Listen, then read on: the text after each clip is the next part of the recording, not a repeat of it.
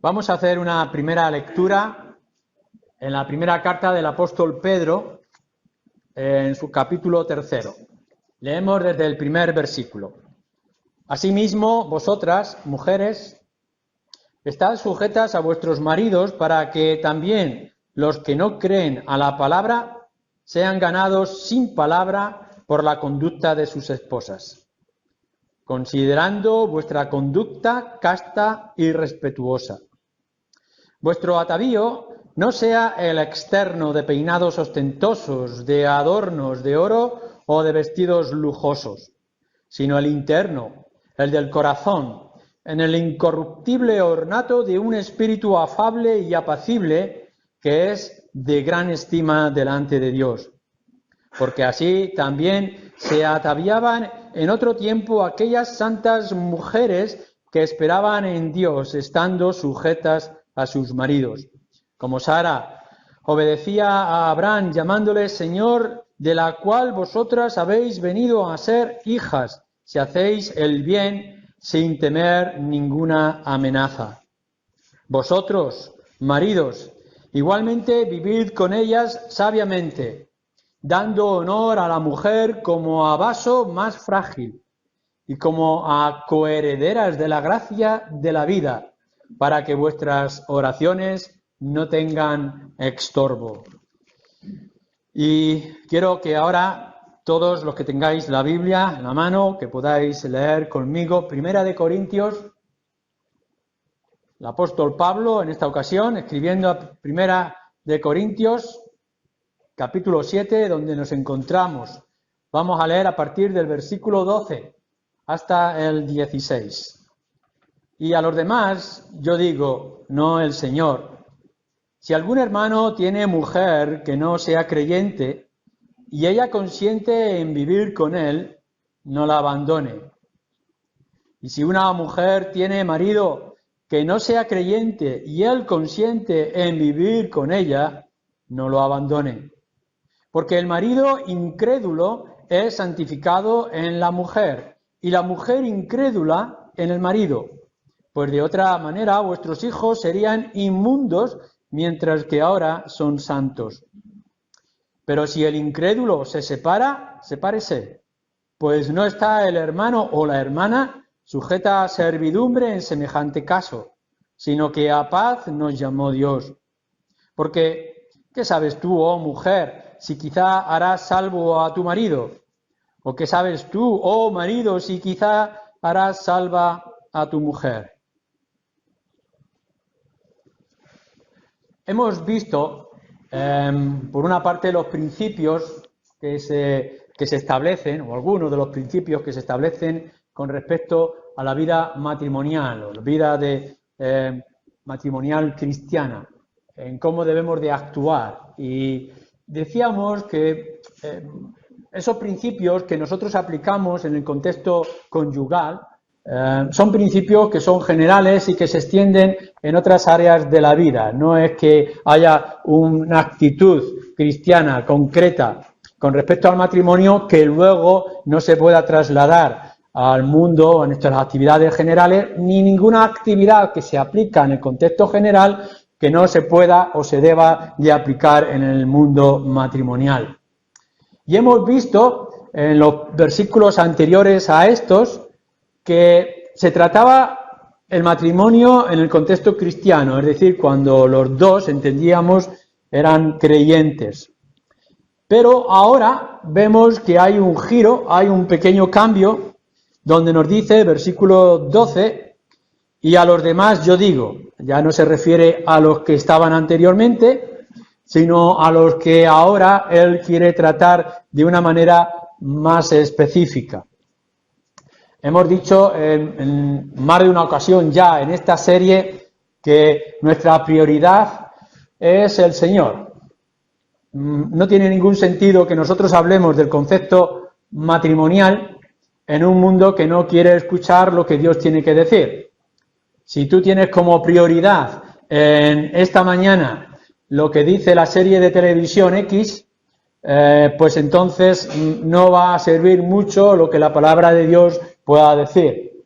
Si te estás guiando por el horóscopo o por las opiniones, experiencias de ciertas personas en el mundo, pues lo que Dios tenga que decir tendrá poco peso. Pero lo que estamos proclamando es que si para ti lo principal es que Dios ha hablado y que tiene un mensaje específico para todas las áreas, incluyendo el matrimonio, recordar que lo decíamos al principio de la serie en el capítulo 7, por tanto tienes el deber, no solamente la posibilidad, sino tienes el deber y la obligación de escuchar qué es lo que Dios tiene que decirte acerca del matrimonio o de las diferentes posibilidades o actitudes en las que te puedas encontrar de la vida familiar. Y entonces aquí Pablo tiene que extender más su concepto del matrimonio a un caso concreto que es lo que llamábamos o lo llamamos matrimonio mixto. La verdad es que he intentado encontrar otro título a este matrimonio mixto, pero no se me ocurre ninguno.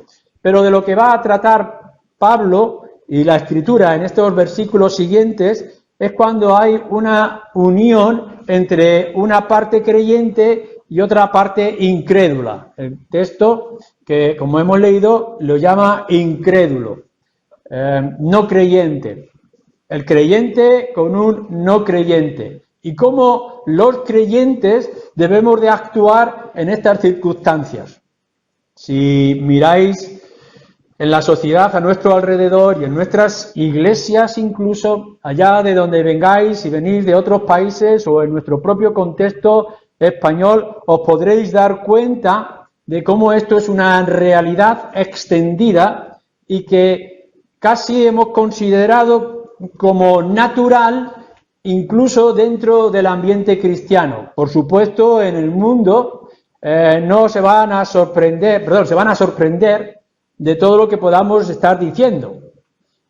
Y enseguida nos llamarían clasistas cuando decimos que el creyente debe de casarse con un creyente y todo lo que es la mezcla de religiones o de ideas, incluso adversas o opuestas, sin importar los conflictos que pueda traer. Pero volvemos a lo mismo.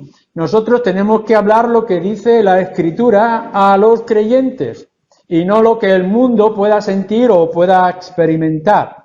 Y la Escritura nos está diciendo, dice a los demás, es decir, los que no estaban en el primer caso de que los dos son creyentes, y se lo está diciendo a personas que estaban leyendo esta carta en la iglesia de Corinto.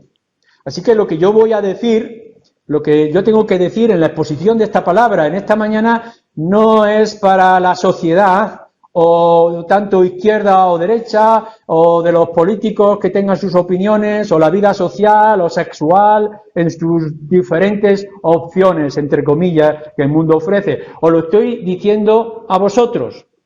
Y en particular, no me estoy dirigiendo a aquellos de vosotros que no sois creyentes. Me estoy dirigiendo a aquellos que sois creyentes. No va a tratar de otro tipo de relaciones que el mundo está teniendo hoy. Lo de hablar de matrimonio ya se está quedando un poco desfasado en muchos ambientes y la convivencia, las parejas de hecho y todo este lenguaje se está actualizando y es lo que vemos en la normalidad. Yo lo voy a dejar esto al margen, no tengo ningún interés de hablar en las parejas homosexuales, no tengo ningún interés en hablar de si estoy con mi amigo estudiante con derecho a roce y todos esos lenguajes que están tratando. No, te estoy diciendo a ti, creyente, el que se llama cristiano en esta mañana, hombre y mujer, joven o mayor, que hayas tenido tus primeras relaciones sexuales o no has tenido ninguna, aquellos que os queréis casar o que lleváis mucho tiempo viudos, me estoy dirigiendo a vosotros como creyentes. Que estas palabras están dirigidas a vosotros. Mirad, en la actualidad se pueden dar muchas opciones para este matrimonio mixto, de un creyente con un no creyente, matrimonio. Primero, puede ser que alguno de vosotros os habéis convertido después de estar casados. Erais una pareja que os gustaba mucho el deporte y por tanto todos los domingos cogíais vuestra bicicleta y os ibais a hacer bicicleta y vuestro entretenimiento era lavar el coche o ir a una obra de teatro o cualquier otra actividad. Quizá tendríais gustos de salir, de bailes, de fiestas, pero en el poder de la gracia y de la obra del Espíritu ha tocado tu corazón y te has convertido. Y ya seas joven o mayor, en tu vida matrimonial de pronto has visto la luz del Evangelio. Y has visto que tu estado pecaminoso te levantaba una barrera delante de Dios, pero Cristo te lo ha quitado, lo ha eliminado. Y de pronto has pasado a ser una nueva criatura. Y como dice la palabra de Dios, las cosas viejas pasaron, ahora todos son hechas nuevas. Y ha cambiado tu situación. Pero claro, ha cambiado la tuya, seas hombre o mujer, esposo o esposa, pero no ha cambiado la de tu pareja. Y de pronto empiezas a notar que tu marido o tu esposa te miran de manera extraña. Querido, querida, has cambiado. Ya no quieres salir conmigo a hacer bicicleta. No te entretienes viendo el partido de fútbol o quizá haciendo pruebas en la cocina. Ahora tu gusto es ir siempre a esta iglesia y con estos cristianos que seguramente te están lavando el coco. Y que estoy extrañando que lo que antes te gastabas en vestidos o en trajes o la nueva juego de la Play, ahora lo echas en la ofrenda. Esto es extraño. No eres el hombre, no eres la mujer con la que me casé. Y entonces hay un conflicto real. La parte creyente ha cambiado con la parte no creyente. Y es un problema que hay que afrontar. Claro, si tú en ese momento dices, cariño, te quiero mucho, pero ahora mi prioridad es Dios, tu compañero o compañera no lo va a entender. No va a entender esta fricción que ha ocurrido. Y por más que tú le expliques que esto ha sido algo sobrenatural, es decir, que tú no lo has buscado, sino que ha venido de parte de Dios, se ha cruzado en tu camino, como en Saulo de Tarso, que no lo has podido evitar, pero esto es lo que hay. Tú eres la persona que ha cambiado y ahora tendrás que afrontar nuevos retos en esta situación matrimonial que el Espíritu o Dios ha traído. Pero puede darse otra opción. Cuando tú siendo creyente, y seguramente aquí podéis señalar algún caso, siendo creyente te has entontonado con un no creyente. Es decir, qué guapo, qué guapa, qué listo, qué lista, qué inteligente que es esta persona. Y es verdad que dice las Escrituras que no te unas en yugo desigual, pero claro, estamos viviendo en este tiempo y seguramente este joven va a cambiar y está mostrando una simpatía, se va a convertir. Y entras en una relación y terminas con un matrimonio inadecuado a la luz de las Escrituras. Esto en la palabra de Dios tiene una palabra, desobediencia. Es decir, has antepuesto un pacto con hombres al pacto que tú has hecho con Dios. Si eres creyente, si has puesto tu confianza en el Señor Jesucristo, has formado un pacto. Y ese pacto es lo primero. Y tienes que cumplir todas las normas que están escritas en la palabra de Dios de este pacto. Primero es Dios. Y cuando tu corazón se emociona, se exalta o apasiona por una persona que no es creyente, ya estás dañando tu pacto con Dios. Y si te casas con esa otra persona, entonces has antepuesto un pacto matrimonial al pacto que era primero con nuestro Señor. Eso se llama desobediencia. Y va a traer unas consecuencias en tu vida.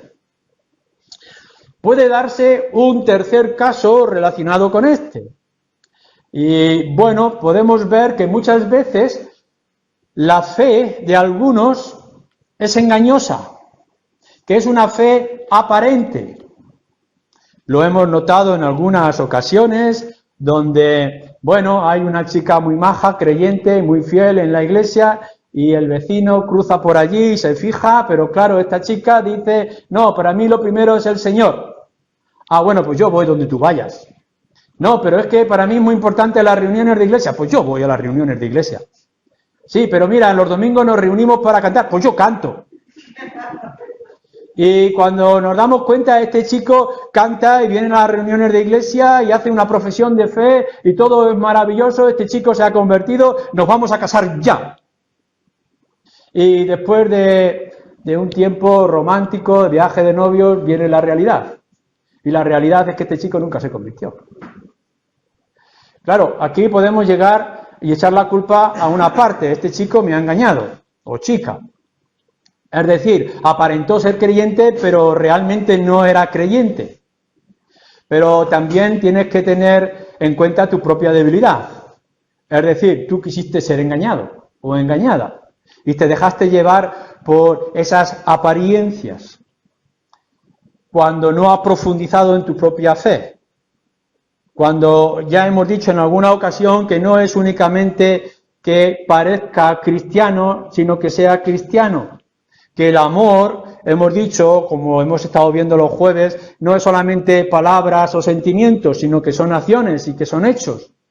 Que tienes que mirar muy bien, sobre todo aquellos que todavía tenéis la oportunidad de elegir a vuestra pareja en el futuro, que no es únicamente que diga que es cristiano, sino que tenga esa vida espiritual que se tiene que notar en un cristiano. Que no es solamente porque lleve una camiseta con una cruz o con un pez o con el nombre de Jesús, sino que su comportamiento y su actitud, su celo, su deseo, su primer pacto con Dios sea lo principal. Y si eso no lo ves o no lo notas, entonces vas a unirte con algo que es peligroso para tu vida. Pero ocurre desgraciadamente. Por tanto, podemos ver que, bueno, te has convertido después de tu matrimonio y no lo puedes evitar, has sido desobediente y ahora te das cuenta de tu error del pasado, que te casaste con esa persona que no era creyente, aun a sabiendas de lo que dice la palabra de Dios, o que has cometido un error porque no hiciste un análisis concreto o completo y no escuchaste la voz de los que te aconsejaban acerca de esa persona.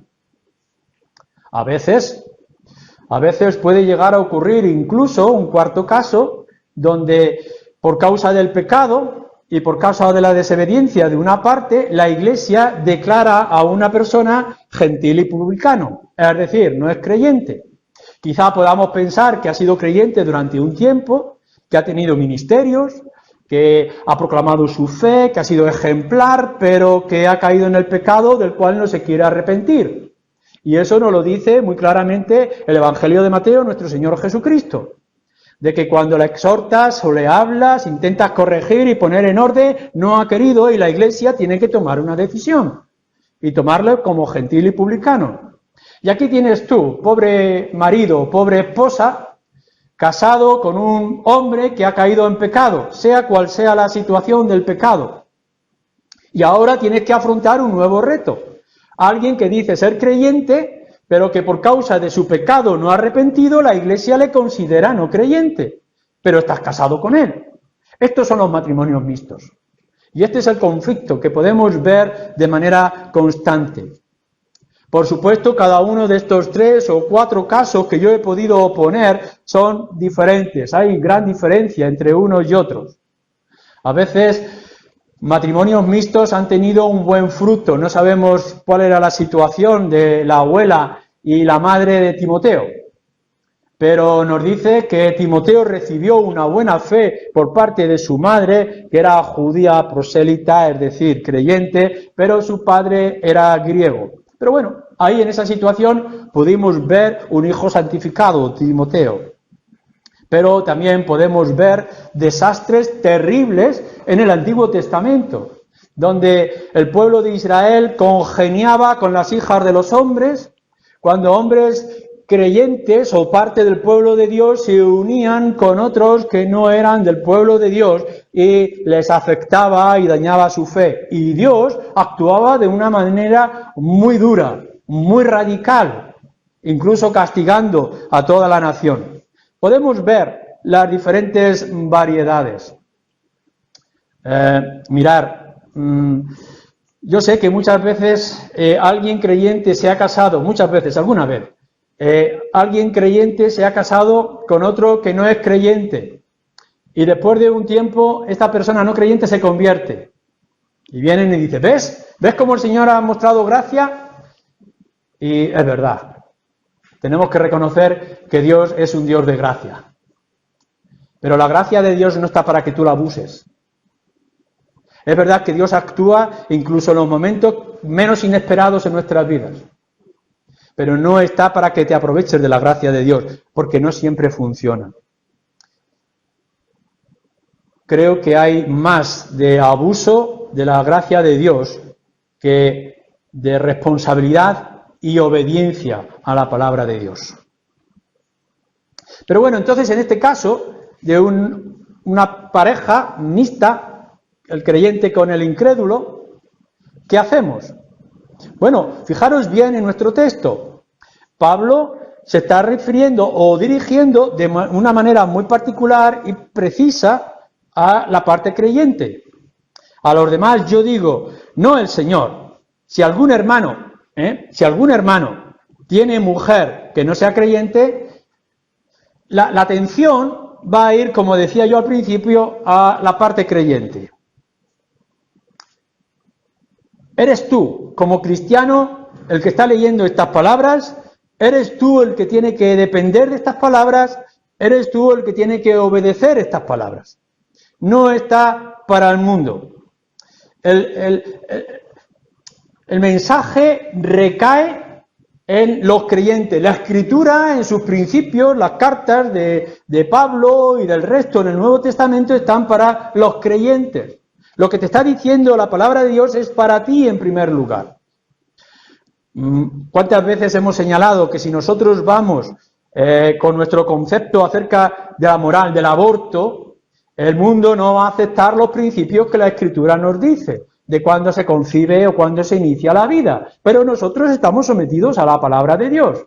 Cuando la Escritura nos dice cómo debemos de comportarnos en honestidad o la gravedad de la mentira, por ejemplo, tenemos que someternos a la palabra de Dios. Es para ti, para creyente. Lo que el mundo considere que es una mentira benigna o que no es tan importante o que es esencial, o acerca de la piratería y del robo y que la sociedad tiene sus conceptos, nosotros tenemos que someternos a la palabra de Dios. Podremos ir a discutir con la Escritura a otras personas cómo funciona un matrimonio. Tenemos que ir con la palabra de Dios. Es para ti. Escucha. Y lo que nos está diciendo con respecto a este matrimonio, dirigido a los creyentes, es que en un matrimonio mixto, el creyente está a la espera de la reacción del no creyente. Si algún hermano tiene mujer que no sea creyente y ella o él, en el versículo 13, consiente en vivir, no lo abandone. Es decir, que de alguna manera lo que le está diciendo al creyente, tienes que seguir con tu matrimonio y esperar a ver cuál es la reacción de tu pareja o de la otra parte. Tú has cambiado, quizás sea tu posición, has cambiado en tu conversión y el pobre de tu esposa o de tu marido está como perdido. ¿Qué hago yo con esta mujer que no le gustan las cosas que antes le gustaban? ¿Qué hago yo con este marido que ahora se pasa tanto tiempo en una iglesia?